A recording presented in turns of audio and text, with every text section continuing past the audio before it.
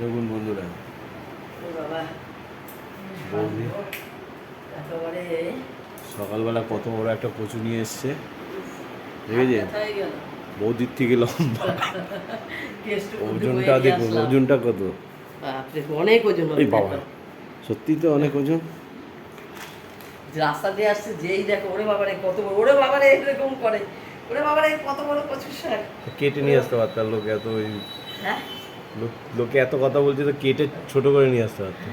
না না, আসলে কচুর শাকটাকে নজরে পড়ার মতো না। হ্যাঁ, তো সে তো খুব সুন্দর। হ্যাঁ, আমি দেখেই আমি নিলাম আগেই গিয়েই, দেখি যে যত বেলাই হোক আজকে নেবো, নিয়ে তারপরে রান্না করবো, কচুর শাক রান্না করবো, খাবো। কচুর শাকে ওরে বাবা, কত নিয়েছে এটা? 30 টাকা। দেখেছেন বন্ধুরা, 30 টাকায় কত বড় কচুর শাক নিয়ে এসছে। বললে একটা এনে দিতাম, কিন্তু বয়ে আনতে পারি নাই আমি, আমার হাতে এমনি ব্যথা। তারপরে আমার আনবো একটু পেস্ট করে গেলাম, একটু ইলিশ মাছ আনবো, কচুর শাকটাও কিনলাম আগে থেকে। মা গিয়ে দেখি আজকে বড় বসে নাই, মাছ নাই, কোনো মাছই নেই ভালো। খুব মনটা খারাপ। বললাম ইলিশ মাছের মাথা দিয়ে একটু কচুর শাক করবো, ইলিশ মাছ ভাজা করবো, খুব খারাপ লাগছে। বললাম না, আর বাগুইহাটি আবার যেতে ইচ্ছে করে। হ্যাঁ থাক, রবিবারে ডাইরেক্ট বাগুইহাটি যাবো, বাগুইহাটি দিয়ে নিয়ে আসবো। মনটা খারাপ হয়ে গেল। গেলাম এত আশা করে ইলিশ মাছ আনবো, আগে গিয়েই কচুর শাকটা দেখেই রাস্তার উপরে দেখলাম, ব্রিজের উপরে কেষ্ট করে কত লোক নিচ্ছে। ও দাদা, এতদিন আসি আপনারা দেখি না, বলে দিদি আমি এদিকে বসি না, আজকেই বসলাম। ওই যেখানে যে আসে যে না না, অন্য লোক, এটা তো চিনি না।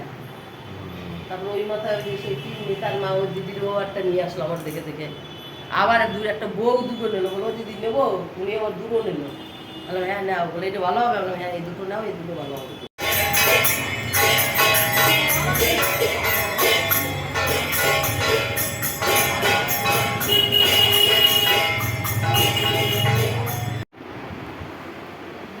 বাজার ফাজার করে এনে এখন চা বানিয়ে খাচ্ছে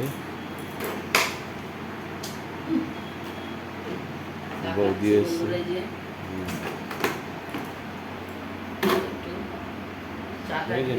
কত সুন্দর একটা কচুর শাক কিনে নিয়ে এসে দেখুন। চাটা খেয়ে আমার কচুর শাকটা কাটবো, কচুর শাকটা আজকে রান্না করতে হবে। এই যে আমার জন্য চা দিয়েছে, এই যে চা বিস্কুট। এগুলো কি মাছ বলে? এগুলো সেই নামটা ভুলে গেছি, চাঁদা মাছও না এই মাছটা, গ্যাঙ্গো গ্যাঙ্গো মাছ না কি বলতেছিল ওইসব? না না,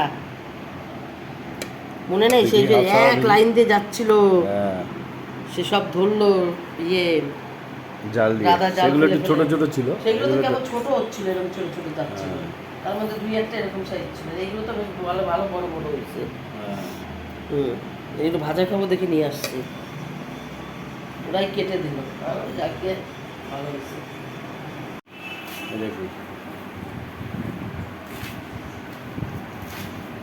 কচুর শাক, কুমড়োর পাতা। কুমড়োর পাতা দিয়ে কী করবো? বাটা করবো, বাটা রসুন কালো জিরে দিয়ে।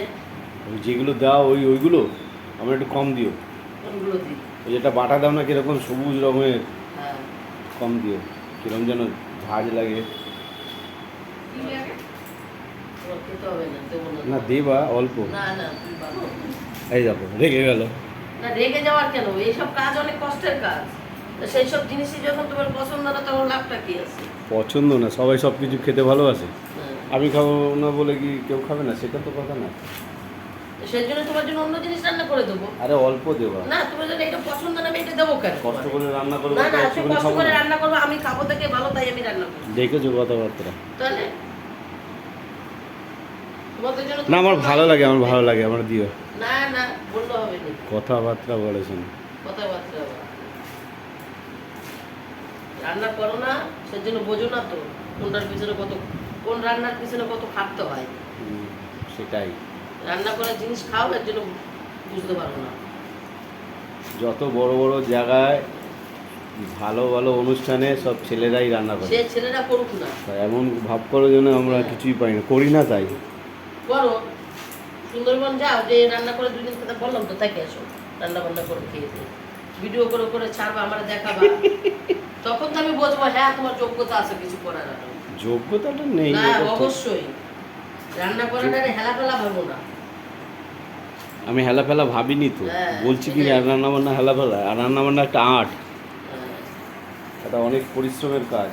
হ্যাঁ, রান্না বান্নাটা অত হেলাফেলা ভাবো না। আরে খাওয়ার জন্যই তো সব কিছু দুনিয়া, মানুষ এত পরিশ্রম করে না কেন খাওয়ার জন্য, বুঝলাম। যাই বন্ধুরা, রেগে আছি এখন, আর বেশি এখন কচুর ইয়ে শাকটা করলাম না। হ্যাঁ, এরপর কচুর শাক কাটবে, হয়ে গেছে বাটা। বাটা হবে কেন, এটা কাটলাম, এরপরে এর সঙ্গে অনেক খাটনি আছে, আরও খাটনি আছে। ভাজতে হবে, তারপরে বাটতে হবে, অনেক কাজ আছে। আচ্ছা কাটো। এই যে বন্ধুরা, এই সেই কচুর শাকটা। বিখ্যাত কচুর শাক, কত ওয়েট, এটা আবার যেন গলা না ধরে, এত সুন্দর কচুর শাক। ভালো করে রান্না, রান্নার সময় একটা উল্টো পাল্টা কথা বলো কেন? ভালো করে রান্না না না, করতে বললাম। উল্টো পাল্টা কথা বলো কেন? ওইটা বাটা দিলাম, এই বাটা কিন্তু আমার দিবা না, আমি খাই না। আবার এদিকে কচুর শাকটা রান্না করতে কাটতেছি, এত কষ্ট করে বাজার দিয়ে বয়ে নিয়ে আসলাম। দেখেছেন? হ্যাঁ, বলে না চুলকায়। দেখেছেন? রান্নার সময় কাটার সময় ভালো কথা বলতে পারো না। আর আমি বললেই যে খারাপ হবে এরকম কথা বুড়ো নেই। বয়সে মুখে কি এখন মধু দিতে হবে? দেখেছো কথাবার্তা, ধাম করে কাটলো আমি। এত কষ্ট করে বাজার দিয়ে বয়ে নিয়ে আসো, কত কষ্ট হইলো।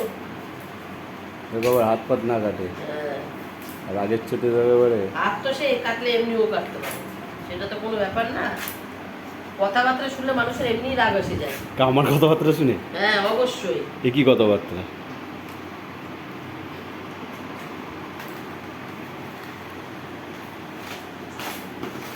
হ্যাঁ, বন্ধুরা আপনারাই বলবেন, কুমড়ো পাতা, ঘ্যাটকল পাতা, লাউ পাতা এসব বাটা খেতে কার ভালো লাগে? কচুর শাকটা এত কষ্ট করে বয়ে নিয়ে আসলাম, এত সুন্দর, এখনো গুড়াই দেখেন কত কচু, কত মোটা এখনো গুড়াটা। কাটছি কষ্ট করে, না, নিয়ে কচু, আসলাম কষ্ট করে, কচুর সব রান্নাও কিছুই করবো ভালো, কষ্ট করে। কচুর লতি ভালো লাগে, মাছ বলে, গাঠি ভালো লাগে, হ্যাঁ, কচু আমার ফেভারিট। সুন্দরবনে সব কচুর গাছ কেটে ফেলেছি, একদম ঝাঁকড়া হয়ে গেছে ধর, কাটতে পারো সব কেটে ফেলেছি। কেন? এই মা আমরা কি খেতাম? আমি কি খেতাম, জঙ্গলে ভরে রয়েছে, আমরা খেতাম। জঙ্গলে ঘুরে আসাটা কি আছে? খেয়ে নিলে তো এমনি জঙ্গল করে দেয়।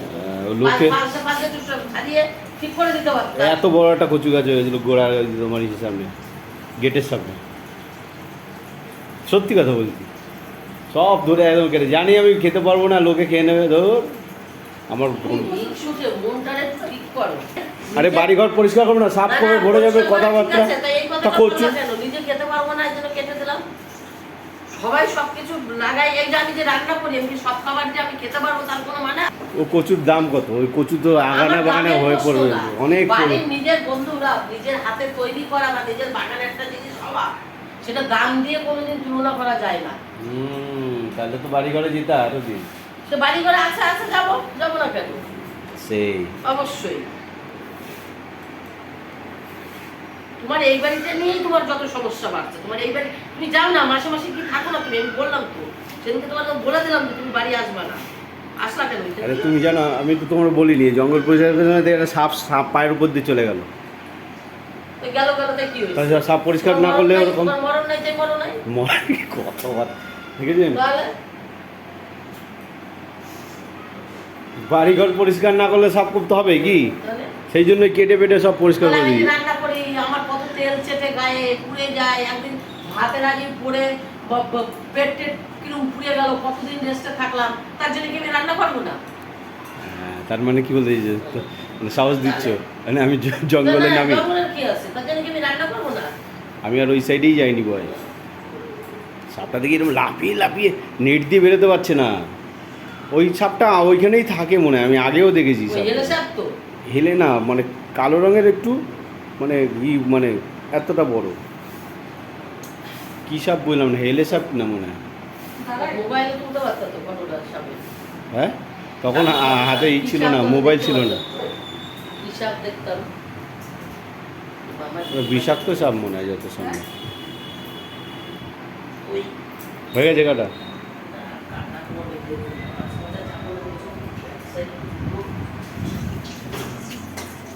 ভাজা হয়ে গেল সেই ছোট ছোট মাছগুলো। আগে ছোটো ভুলে গেছে। না না ওইখানে রান্না করতেছি ভুলেও যাচ্ছিলাম একটু, আগে ছোট তো বলবো কেন।